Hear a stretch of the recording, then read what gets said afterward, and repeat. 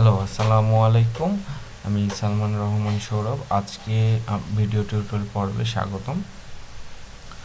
আমরা আজকে আলোচনা করব একটা কম্পিউটার প্রোগ্রামিংয়ের একটি প্রয়োজনীয় অংশ, সেটা হচ্ছে অপারেটরসের অ্যাসাইনিং অপারেটরস নিয়ে আমরা আজকে আলোচনা করব। অ্যাসাইনিং অপারেটরস হচ্ছে সাধারণত সবচেয়ে কমন যে অ্যাসাইনিং অপারেটর সেটা হচ্ছে ইকুয়াল। পরবর্তীতে এছাড়াও আমরা প্লাস ইকুয়াল, মাইনাস ইকুয়াল, গুণ ইকুয়াল, ভাগ ইকুয়াল, এগুলো সম্বন্ধে জানবো। এগুলো সাধারণত এগুলোকে অ্যাসাইনিং অ্যারিথমেটিক অপারেটরস বলা হয়। তো পরবর্তীতে এগুলো সম্বন্ধে জানবো। আজকের বিষয় শুধু আমাদের এই অ্যাসাইনিং অপারেটরসের এটা নিয়ে। ম্যাথমেটিক্যাল টার্মে যেটাকে আমরা ইকুয়াল চিহ্ন হিসেবে জানি, ম্যাথমেটিক্যাল টার্মে সাধারণত এই অ্যাসাইনিং অপারেটরসটা বা ইকুয়াল চিহ্নটা এক্ষেত্রে ব্যবহৃত হয় কোনো কিছুর মান কোনো কিছুর মান বোঝানোর জন্য, যেটা ইকুয়াল টু এটা।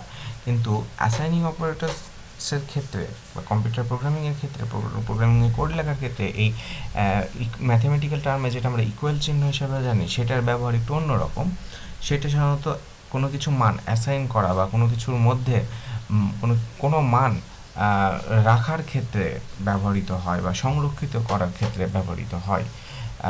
সেইটা সংরক্ষিত করে পরবর্তীতে সেটা চেঞ্জও করা যায়, সেটা পরিবর্তনও করা যায়। সেটার মাধ্যমে আমরা একটা প্রোগ্রাম বা কোড লিখলে আমাদের ব্যাপারটা আরও ক্লিয়ার হবে। সো আমরা একটা প্রোগ্রাম বা কোড লিখি।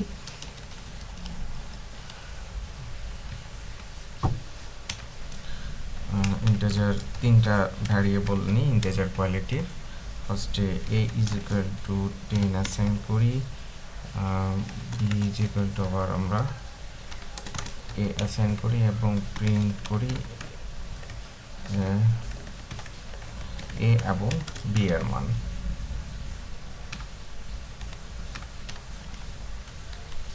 প্রোগ্রামটা রান করে দেখি আমরা। কোনো 10 ইজ ইকুয়াল টু 10। এখানে আসলে হচ্ছে এটা কি, এখানে প্রথমে মেন ফাংশনের মধ্যে আমরা তিনটা ইন্টিজার কোয়ালিটির ভ্যারিয়েবল নিয়েছি এ বি সি।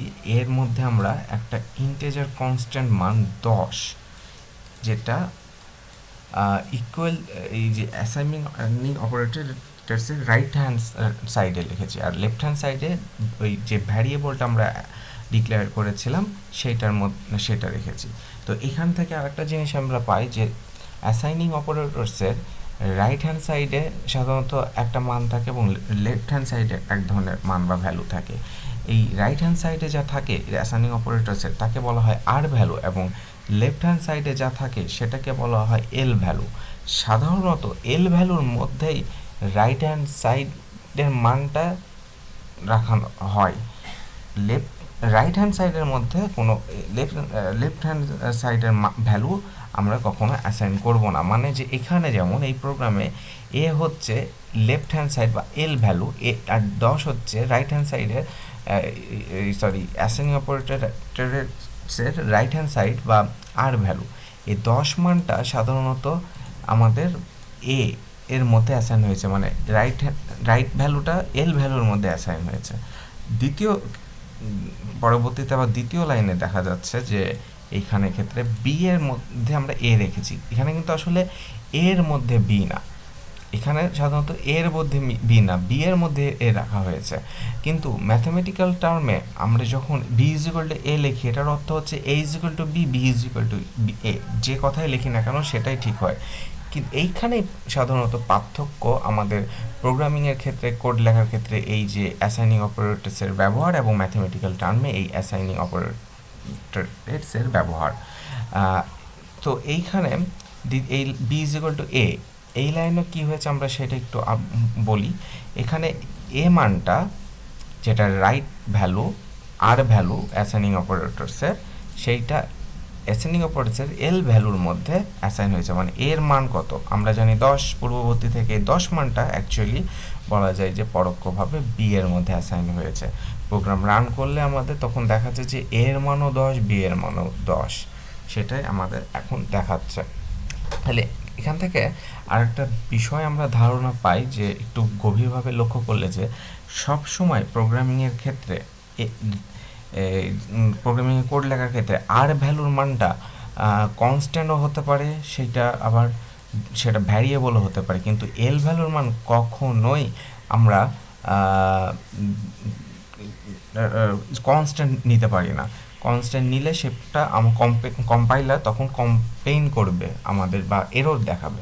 আমরা আরেকটা প্রোগ্রাম যুক্ত করি, সেটা যে 10 ইজ ইকুয়াল টু সি যদি লিখি, এটা হচ্ছে 12 নাম্বার লাইন। সেটা আমরা একটু প্রোগ্রামটা আমরা কম্পাইল করি, কম্পাইল করলে দেখাবে এরর। এই যে 12 নাম্বার লাইনে এরর দেখাচ্ছে যে L value required as left operand of assignments.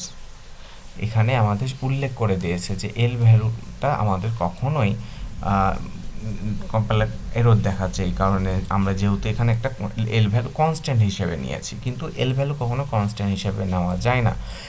তো এখান থেকে এটা বোঝা যায় এল ভ্যালু কনস্ট্যান্ট হিসেবে নেওয়া যায় না, কিন্তু আবার এল ভ্যালু রাইট ভ্যালু কিন্তু আমরা, আচ্ছা এটা আমরা ডিলিট করে দিই, আমরা C is equal to A plus B লিখতে পারি। প্রোগ্রামটা দিয়ে আমরা